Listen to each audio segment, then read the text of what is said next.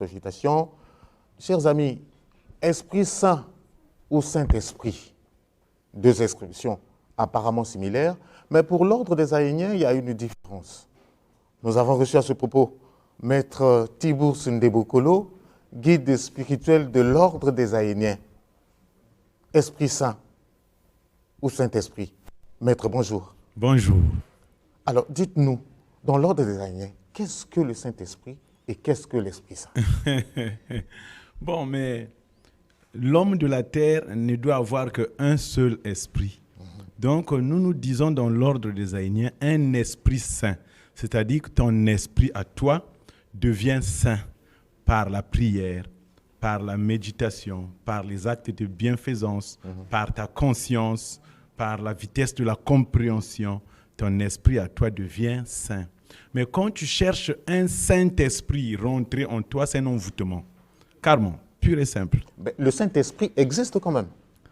Nous ne croyons pas à ça. C'est-à-dire que nous savions qu'il y a plusieurs esprits qui pullulent. Même toi, après ta mort, tu ne deviens qu'un esprit. Tu vois? Mais si cet esprit-là rentre dans un corps qui a déjà un esprit, parce que pour vivre sur la terre, il faut avoir un esprit. Si l'esprit sort de mon corps, c'est déjà un mort. Alors, mais l'esprit qui est sorti de mon corps va continuer à vivre. Est-ce que quand on invoque, c'est ça aussi, est-ce que quand on invoque l'esprit, le Saint-Esprit venir rentrer en toi, est-ce que c'est celui-là qui est mort qu'on invoque ou les esprits-là sont quelque part? Parce que un esprit ne peut pas, le même esprit ne peut pas rentrer en toi, ça rentre au même moment à l'autre, ça rentre au même moment. Non, c'est pas possible. Donc c'est certainement plusieurs esprits. Alors quand un esprit vient rentrer en toi, tu en as maintenant deux. Puis toi-même, tu as déjà un esprit. Ça, tu deviens envoûté. Tu deviens envoûté. Mais ils confondent, ils ne savent pas. Il y a ce qu'on appelle la transmigration de l'âme. Quand l'esprit christique est rentré en Jésus, ça veut dire que l'esprit de Jésus est sorti de son corps. C'est la transmigration. C'est une préparation hautement initiatique. Alors, cet esprit-là va accomplir une mission dans ce corps. Et l'esprit qui était en lui doit se reposer. Si quelqu'un vit avec deux esprits, alors là, c'est contraire. Là, carrément, tu vas voir les actes qu'il pose, il devient déréglé.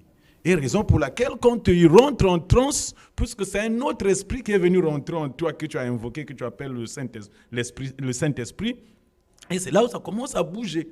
Parce que pourquoi il bouge? Parce que l'esprit qui est venu rentrer n'a pas la maîtrise du poids de ton corps.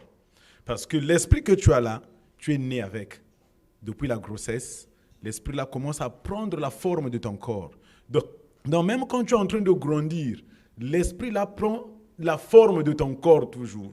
Il contrôle le poids, donc il le maîtrise. Alors quand tu invoques un autre esprit ou un autre esprit vient prendre possession de ton corps, il n'a pas la maîtrise du poids de ton corps. C'est la raison pour laquelle que le gars réagit et roule même au sol. Oh non, c'est l'Esprit Saint qui rentre. C'est l'envoûtement, pur et simple. Maître Tibour, ce que vous dites là, c'est très, très...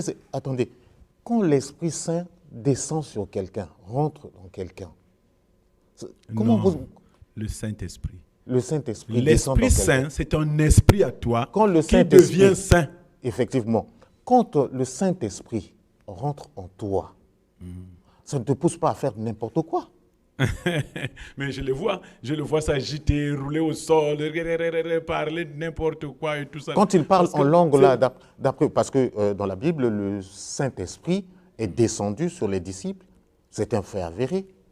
Et ça s'est passé comme ça, comme Jésus l'avait dit. C'est-à-dire que c'est les gens qui ont transcendé, qui ont réussi à s'illuminer en fait, à illuminer leur esprit. C'est-à-dire que leur esprit à lui devient saint en fait. Voilà comment on l'appelle les saints gens. C'est les gens qui ont réussi à illuminer leur esprit. C'est ça qu'on doit enseigner aux gens. Et non demander à un esprit qu'illumineux qu'il soit de venir rentrer dans ton corps. Ça devient la possession. C'est une faute en fait. C'est parce que nous ne savions pas ce que nous faisons.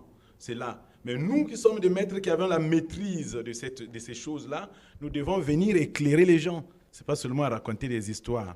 Mais comment considérez-vous Jésus-Christ dans l'ordre des Aïniens? C'est Jésus-Christ. Oui.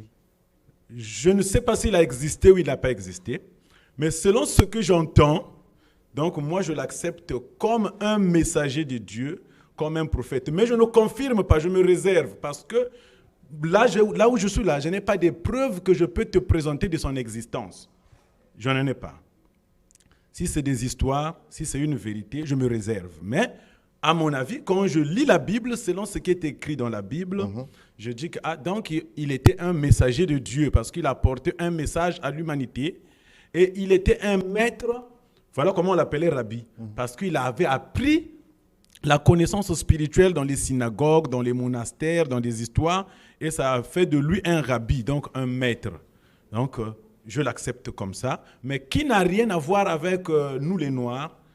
Nous le connaissons par le biais de la colonisation, que nous, ça ne nous concerne pas, Jésus-Christ. Ça ne nous concerne pas, ça concerne à ceux-là qui sont de même race avec lui. Mais or, qu'il s'avère que le nom de Jésus est devenu commercial.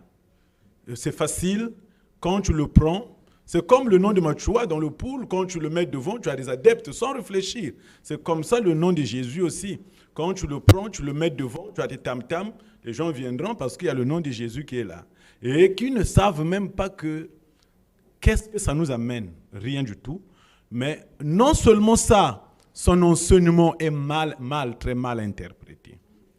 Bon, je vois que vous avez lu la Bible, vous connaissez Jésus par la Bible, mais ce Jésus-là a dit qu'il enverrait le Saint-Esprit et le Saint-Esprit ferait des miracles, ferait des choses. C'est ce que nous constatons aujourd'hui dans des églises. Quand le Saint-Esprit descend, ils ont des visions, ils peuvent imposer les mains aux malades, les malades sont guéris. Il y a des témoignages qui fusent. Le même, c'est parce que l'Esprit, attention, nous parlons bien.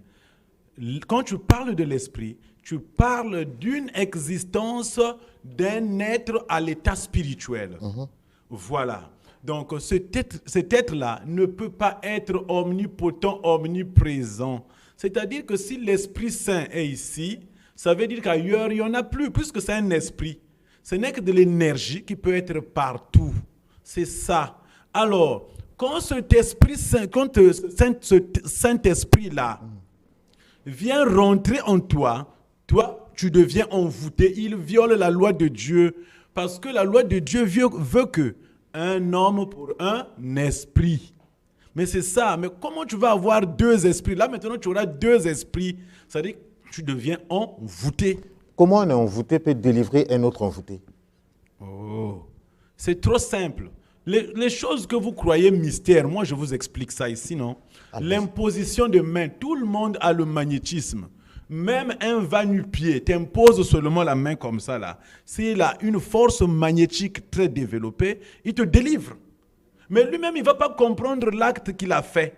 Qu'il n'y a pas un autre esprit qui est venu agir là. C'est sa force magnétique que lui, il dégage. C'est ça qui a chassé l'esprit qui était en toi. Voilà. Maître Théophile, vous croyez aux saints? Les saints? Les saints? Oui. Vous croyez aux mais saints? en Afrique, je ne vois pas un saint. Hein. En Afrique, je ne vois pas un saint. Parce que pour être saint, il faut pratiquer la haute spiritualité. La haute spiritualité. Oui, c'est après, à partir de là que ton esprit à toi devient saint. Tu t'es sanctifié toi-même par la spiritualité, par un canal donné. Alors, quand tu crois à un message, pendant des années, oui, le comportement peut changer, tout ça là, oui, mais c'est par quel canal que tu vas te sanctifier, pas celui des Blancs, sinon on en aura en milliers. Quand tu vois le cardinal ici, qu'on croit pour un saint, qui s'est sanctifié par sa façon de croire à la spiritualité, mais est-ce que quand tu arrives au Vatican, il est accepté comme saint? C'est ça le problème que nous avions. Parce que ce n'est pas notre spiritualité. Maître Tiburce Ndebokolo, vraiment, il y a beaucoup à dire sur ce thème. Malheureusement, le temps qui nous est imparti arrive à son terme. Chers amis téléspectateurs, Maître Tiburce a un numéro de téléphone, il va donner, et vous allez continuer à discuter avec lui sur ce thème alléchant qui est Saint-Esprit ou Esprit Saint, quelle différence il y a. Merci beaucoup. Tous ceux qui voudront continuer le débat avec moi, ils peuvent m'appeler au 05 524 26 51 05 524 26 51 06 977 70 18 06 977 70 18. Et je vous rappelle que le 4 août, c'est la fête de Montrachenou. C'est une grande fête pour l'ordre des Aïniens dans notre calendrier. Merci beaucoup, Maître Tiburce Debokolo, d'avoir répondu à notre invitation. Chers amis, ne bougez pas, restez scotchés sur Télé Congo parce que le prophète Marion William Branham avait prophétisé